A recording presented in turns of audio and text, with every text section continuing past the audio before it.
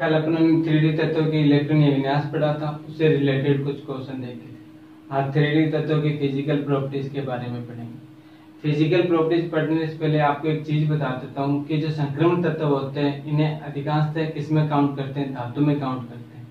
धातु में काउंट करने का इनका सिंपल सा रीजन ये है कि जब इनका इलेक्ट्रॉनीय विन्यास देखते हैं तो इलेक्ट्रॉनीय विन्यास में क्या होता है कि इनकी एक डी कक्षा में कितने इलेक्ट्रॉन आते हैं, 1 से लेकर 10 तक इलेक्ट्रॉन आते हैं। 4s कक्षा में 1 से लेकर 2 इलेक्ट्रॉन आते हैं। ये 4s कक्षा हमेशा क्या रहता है, पूर्ण या अर्धवृत्त अवस्था में रहता है, अर्थात ये इसका कौन सा कोष होगा, बाह्यतम कोष होगा, बाह्यतम कोष होगा। ये बाह्यतम कोष हमेशा इलेक्ट्रॉन निष्कासित करने की प्रवृत्ति रखता है, अर्थात संकरण तत्व की प्रवृत्ति क्या होती है, इलेक्ट्रॉन को निष्कासित करने की होती है, जिसके कारण इन्हें किस में काउंट कर लेते हैं, धातु में काउंट कर लेते हैं। धातु क्योंकि अपने क्षार धातु पढ़ी थी, क्षारीय मृदा धातु पढ़ी थी। क्षार धातु क्या होती है, अपने बाह्यतम कोष में से 1 इलेक्ट्रॉन निकाल के धनायन बनाने की प्रवृत्ति रखती है। क्षारीय मृदा धातु क्या होते हैं, वो अपने बाह्यतम कोष में से 2 इलेक्ट्रॉन निकालकर धनायन बनाने की प्रवृत्ति रखते हैं। उसी प्रकार से जो संकरण तत्व पढ़ते हैं, अपने संकरण तत्व का बाह्यतम कोष 4s होता है। 4s कक्षक हमेशा क्या रखते हैं, इलेक्ट्रॉन को निष्कासित करने की प्रवृत्ति रखते हैं। या ऐसे बोल सकते हैं कि संकरण तत्व अपने बाह्यतम कोष से हमेशा इलेक्ट्रॉन निष्कासित करने की प्रवृत्ति रहती है, जिसके कारण इसे किस में काउंट कर लेते हैं, धातु में काउंट कर लेते हैं। धातु में काउंट करने के साथ साथ इनमें धात्विक गुण जैसे चमक होगी, धात्विक चमक होगी, कठोरता हो गई, या घातवर्तनीयता होगी, तन्यता होगी, आदि सभी इनमें क्या होती है, संकरण तत्वों में पाई जाती है, जिस प्रकार से धातुओं में पाई जाती है। ठीक है, तो फिजिकल प्रॉपर्टीज के अंदर सबसे पहले आते हैं इनके गलनांक व गलनांक के बारे में। गलनांक और गलनांक दोनों ही अलग अलग बिंदु होते हैं। गलनांक किसी ठोस पदार्थ को गलाने के लिए जो टेम्परेचर की आवश्यकता होती है उसे गलनांक बोल देते हैं, जबकि गलनांक किसी द्रव पदार्थ को उबालने के लिए जो टेम्परेचर की आवश्यकता होती है उसे क्या बोल देते हैं, गलनांक बोल देते हैं। जैसे अपनों ने बर्फ पढ़ा है, बर्फ का गलनांक बिंदु कितना होता है, 0 सेंटीग्रेड होता है, सेल्सियस होता है। 0 सेल्सियस पर वो क्या होती है, गलना स्टार्ट हो जाती है। उसी प्रकार से जब अपने पानी का गलनांक बिंदु देखते हैं तो पानी को अपना पता है कि 100 सेंटीग्रेड पर वो क्या होती है, उबलना स्टार्ट हो जाती है। ठीक है, तो जब 3D तत्वों के गलनांक व गलनांक के बारे में बात आती है तो इनमें किस प्रकार का बंध पाया जाता है, धात्विक बंध पाया जाता है। धात्विक बंध का मतलब क्या होता है कि अपने जो पीरियडिक टेबल पढ़ते हैं, पीरियडिक टेबल के अंदर ओनली परमाणुओं का अध्ययन किया जाता है। अब ये परमाणु मतलब एक छोटा सा पार्टिकल कण है। अब ये कण आपस में समूहित होंगे, जुड़ेंगे तो किसका निर्माण करेंगे, तत्व का निर्माण करेंगे। उस तत्व का जब गलनांक व गलनांक देखते हैं तो वो ज्यादा हाई निकल के आता है। हाई निकलने का कारण क्या होता है कि इनके जो परमाणु होते हैं वो आपस में किस बंध से जुड़े होते हैं, धात्विक बंध से जुड़े होते हैं। धात्विक बंध किस प्रकार का बंध होता है, प्रबल बंध होता है। और ये बनता कैसे है, धातु होती है अपने बाह्यतम कोष से इलेक्ट्रॉन को निष्कासित करके किस में कन्वर्ट हो जाती है, धनायन में कन्वर्ट हो जाती है। और ये निष्कासित इलेक्ट्रॉन धातु के इर्द गिर्द क्या रहते हैं, घूमते हुए रहते हैं, जिसके कारण धातु तो स्थिर रहती है। धातु से बना आयन क्या रहता है, स्थिर रहता है, जबकि इलेक्ट्रॉन क्या रहते हैं, गतिशील अवस्था में रहते हैं। इसी प्रकार से ये आयन दूसरे इलेक्ट्रॉन द्वारा क्या हो जाता है, आकर्षित हो जाता है। आकर्षित होने के कारण इनके बीच में जो बंध स्थापित होता है वो कौन सा बंध होता है, धात्विक बंध होता है। ये धात्विक बंध क्या होता है, प्रबल प्रकृति का होता है, अर्थात परमाणु को आपस में क्या रहता है, दृढ़ता से बांधे रहता है, जिसके कारण इसे गलाने के लिए क्या होता है, हाई टेम्परेचर की आवश्यकता होती है। हाई टेम्परेचर की आवश्यकता होने के कारण इनके गलनांक व गलनांक क्या हो जाते हैं, उच्च हो जाते हैं। जिस प्रकार से अपनों ने क्षारीय और क्षारीय मृदा धातु के बारे में पढ़ा था कि उनके गलनांक व गलनांक क्या होते हैं, उच्च होते हैं। उच्च होने का कारण बताया था कि उनमें किस प्रकार का बंध पाया जाता है, धात्विक बंध पाया जाता है। उसी प्रकार से जो 3D तत्व है, 3D तत्वों का गलनांक गलनांक भी क्या होता है, उच्च होता है। ठीक है, अब 3D तत्वों की एक एक तत्व के बारे में बात करेंगे तो वर्ग संख्या 3 का कौन सा एलिमेंट्स होगा, स्कैंडियम होगा। स्कैंडियम से क्रोमियम तक क्या होता जाता है, गलनांक इनका बढ़ता जाता है। स्कैंडियम से क्रोमियम तक क्या होता जाता है, इनका गलनांक बढ़ता जाता है। बढ़ने का कारण हम ऐसे भी बोल सकते हैं कि इनमें एगमित इलेक्ट्रॉन की संख्या क्या होती है, लगातार बढ़ती जाती है। एगमित इलेक्ट्रॉन की संख्या बढ़ने के कारण क्या होता है कि अधिक इलेक्ट्रॉन क्या होंगे, अंतराण्विक अन्योन्य क्रिया में क्या लेंगे, भाग लेंगे, भाग लेने के कारण इनमें किस प्रकार का बंध स्थापित होगा, प्रबल धात्विक बंध स्थापित होता है। फिर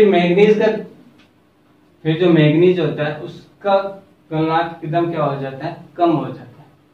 मैग्नीज का गलनांक एकदम कम होने का रीजन होता है कि इसके अंदर कौन सा विन्यास होता है, 3d5 विन्यास होता है।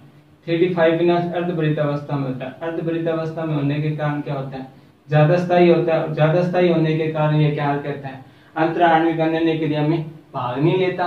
भाग नहीं लेने के कारण ये क्या नहीं कर पाता, प्रबल धात्विक बंध का निर्माण नहीं कर पाता, जिसके फलस्वरूप इसमें कौन सा बंध स्थापित होता है, दुर्बल धात्विक बंध स्थापित होता है।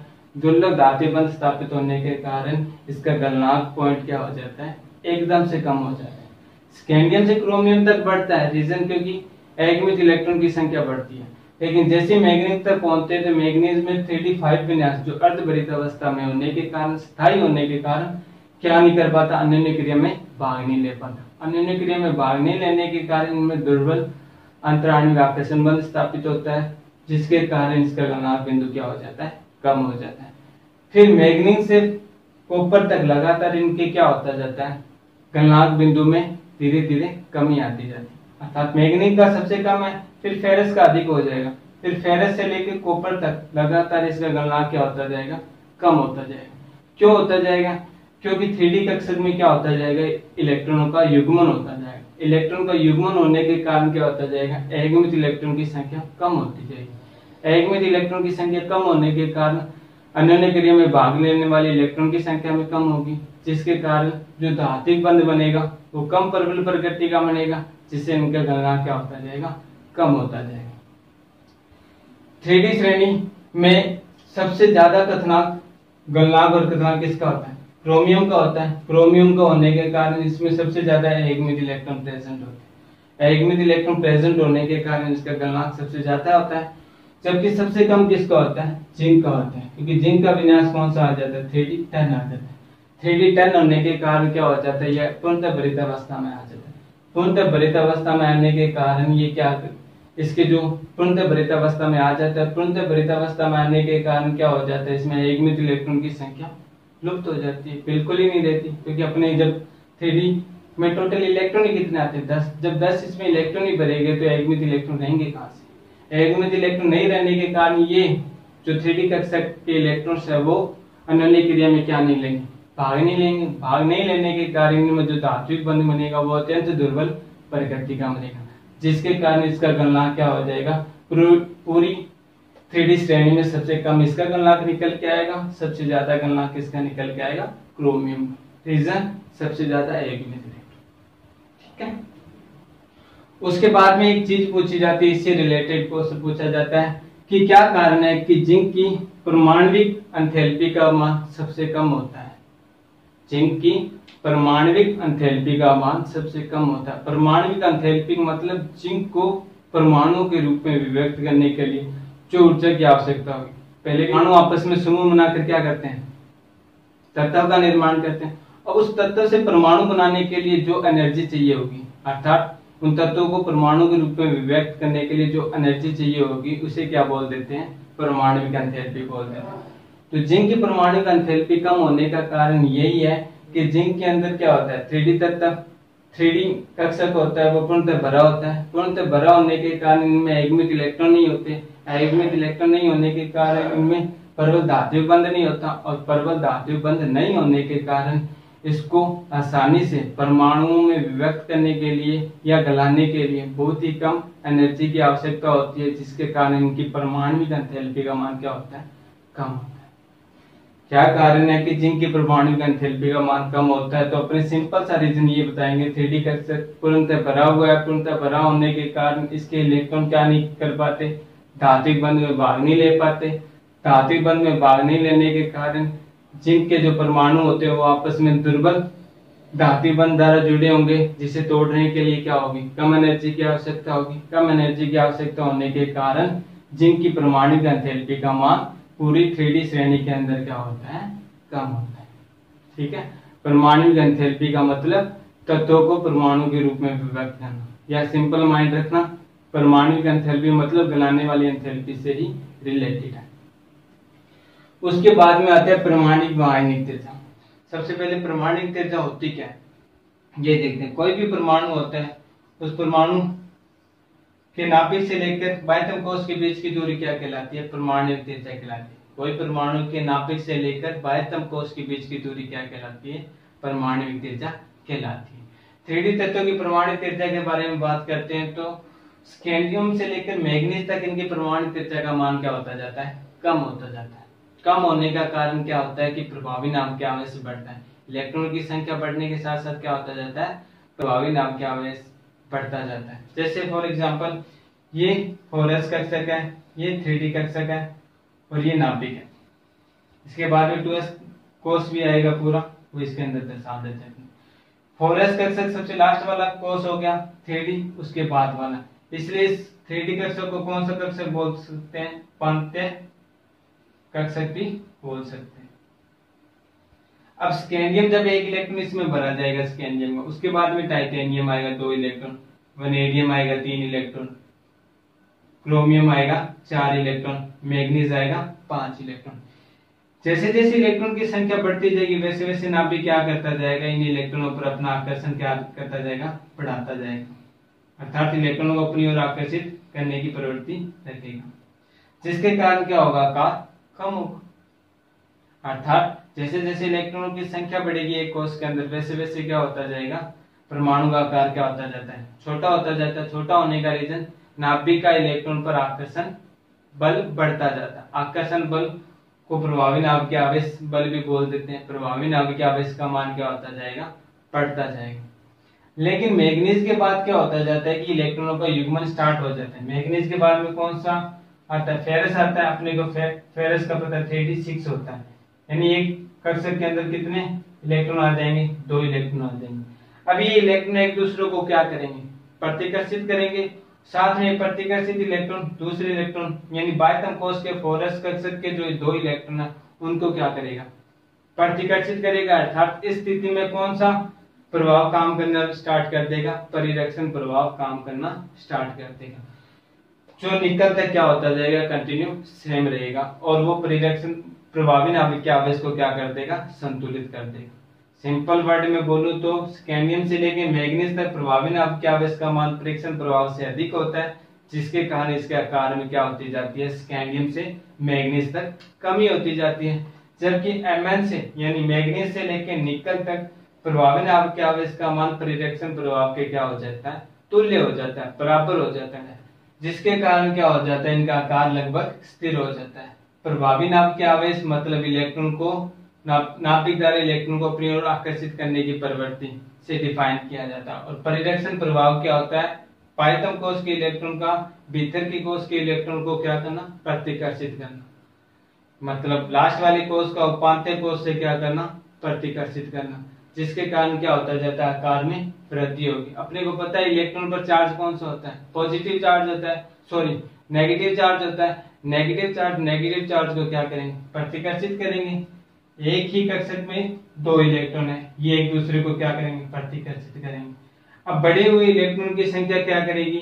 इस बाह्यतम कोश के इलेक्ट्रॉन को क्या करेंगे? प्रतिकर्षित करेंगे, जिसके कारण परिरक्षण प्रभाव क्या हो जाएगा? कार्यरत हो जाएगा। कार्यरत होने के कारण इनका आकार क्या हो जाएगा? निकल तक लगभग स्थिर हो जाएगा। उसके बाद में निकल के पश्चात जिंक तक इनके आकार में क्या होती है? बढ़ोतरी होती है। बढ़ोतरी होने का कारण इस स्थिति में परिरक्षण प्रभाव क्या हो जाता है? प्रभावी नाभिक के आवेश की तुलना में ज्यादा हाई हो जाता है। अर्थात एक युग्मित इलेक्ट्रॉन, ये कौन सा होगा? कोबाल्ट, निकल, कॉपर, जिंक। युग्मित इलेक्ट्रॉन एक दूसरे को प्रतिकर्षित कर रहे हैं, साथ में बाह्यतम कोश के इलेक्ट्रॉन को प्रतिकर्षित कर रहे हैं, जिसके कारण परिरक्षण प्रभाव क्या होगा? ऑटोमेटिकली प्रभावी नाभिक के आवेश से क्या हो जाएगा? ज्यादा हो जाएगा। ज्यादा होने की स्थिति में क्या होता है? अपने को पता है जब परिरक्षण प्रभाव बढ़ता है तो आकार बढ़ेगा। आकार निकल के पश्चात बढ़ना प्रारंभ हो जाता है। स्कैंडियम से लेकर मैग्नीज तक आकार कम, रीजन प्रभावी नाभिक के आवेश परिरक्षण प्रभाव से ज्यादा। मैग्नीज से लेकर निकल तक आकार लगभग स्थिर, रीजन क्योंकि प्रभावी नाभिक के आवेश परिरक्षण प्रभाव के क्या हो जाएगा? बराबर है। निकल के पश्चात आकार बढ़ने का कारण प्रभावी नाभिक के आवेश का मान परिरक्षण प्रभाव से क्या हो जाता है? कम हो जाता है। ठीक है, ये तो एक श्रेणी की बात की थी अपनों ने 3D श्रेणी के तत्वों की। लेकिन जैसे 3D श्रेणी के तत्व अपने को पता है कि 3 वर्ग से स्टार्ट होता है, 3D श्रेणी होती है वो 3rd वर्ग से स्टार्ट होती है। अब 3rd वर्ग का प्रथम 3D श्रेणी, सेकंड 4D श्रेणी, 5D श्रेणी, 6D श्रेणी। अब इन श्रेणियों के बारे में आता है, ऊपर से नीचे जाते हैं वर्ग में, ऊपर से नीचे जाते हैं तो आकार में क्या कुछ परिवर्तन होता है, क्या कुछ अनियमितता होती है वो देखेंगे। 3D से 4D तक जाएंगे तो आकार लगभग क्या होगा, बढ़ेगा, आकार बढ़ेगा। बढ़ने का कारण सिंपल सा है, कोषों की संख्या बढ़ी। अपने को पता है कि आवर्त सारणी में ऊपर से नीचे जाते हैं तो परमाणु के आकार में बढ़ोतरी होती है। क्यों? क्योंकि कोषों की संख्या बढ़ती है। अपने को पता है कि लास्ट वाले कोष से लेकर नाभिक के बीच की दूरी होगी, उससे क्या बोलेंगे, परमाणु त्रिज्या बोलेंगे या आकार बोलेंगे। तो वो आकार क्या होगा, ऑटोमेटिकली बढ़ेगा ही, क्योंकि कोषों की संख्या बढ़ रही है। एक कोष और आ जाएगी, इसके साथ ऐड हो जाएगा, तो परमाणु त्रिज्या क्या होगी, बढ़ेगी ना। लेकिन जब 3D से 4D से 5D श्रेणी में आते हैं तो आकार लगभग स्थिर हो जाता है। स्थिर होने के कारण क्या है कि अपने को पता है कि 5D श्रेणी कहां से स्टार्ट होती है, लेंथेनम से स्टार्ट होती है और कहां तक चलती है, मरकरी तक चलती है, 57 से लेकर 80 तक। अर्थात लेंथेनम 5D श्रेणी का प्रथम सदस्य होता है। लेंथेनम 5D श्रेणी का प्रथम सदस्य होता है। लेकिन उस प्रथम सदस्य के बाद में जो 14 एलिमेंट्स आते हैं वो कौन सी श्रेणी के आते हैं, एब्लोक के आते हैं, अर्थात लेंथेनोइड श्रेणी के आते हैं, लेंथेनोइड श्रेणी के आते हैं। इन 14 तत्वों के आने के कारण क्या हो जाता है, प्रभावी नाभिक का आवेश इतना अधिक बढ़ जाता है कि परिरक्षण प्रभाव उसको क्या नहीं कर पाता, संतुलित नहीं कर पाता, जिसके कारण इनका आकार क्या हो जाता है, बहुत ही कम हो जाता है। और एग्जाम्पल के तौर पर जैसे ये अपना नाभिक है, ये कोष है, ये दूसरा कोष है, ये तीसरा कोष है। ये अगर 6x है, ये 5D होगा, ये 4f होगा।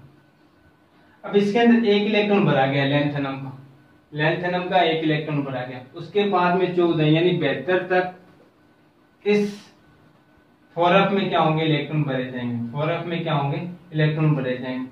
ये इस 4f में इलेक्ट्रॉन भरे जाने के कारण ये नाभिक इन इलेक्ट्रॉनों को अपनी ओर इतनी मजबूती से आकर्षित कर लेता है, अर्थात इतना अधिक प्रभावी नाभिक की अवस्था दर्शा देता है कि आकार क्या हो जाता है, इतना संकुचित हो जाता है कि 4D श्रेणी और 5D श्रेणी के सभी तत्वों का आकार लगभग बराबर निकल आता है। इसमें कोष जो बढ़ा हुआ है, प्रभावी नाभिक का आवेश इतना बढ़कर उसको क्या कर देता है, बढ़े हुए कोष को क्या कर देता है, संतुलित कर देता है।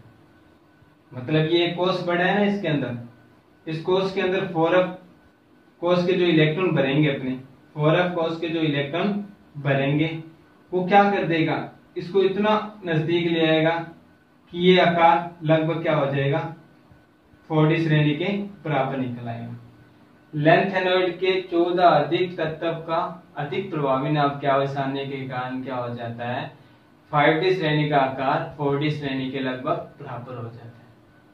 सिंपल सा रीजन, लेंथेनोइड संकोचन बोलेंगे। लेंथेनोइड संकोचन क्या होता है, 32 अधिक नाभिकीय आवेश के कारण प्रभावी नाभिकीय आवेश इतना अधिक बढ़ जाता है जिसके कारण आकार क्या हो जाता है, 4D और 5D श्रेणी का लगभग बराबर हो जाता है। ठीक है, 3D से लेकर 4D तक आकार बढ़ेगा।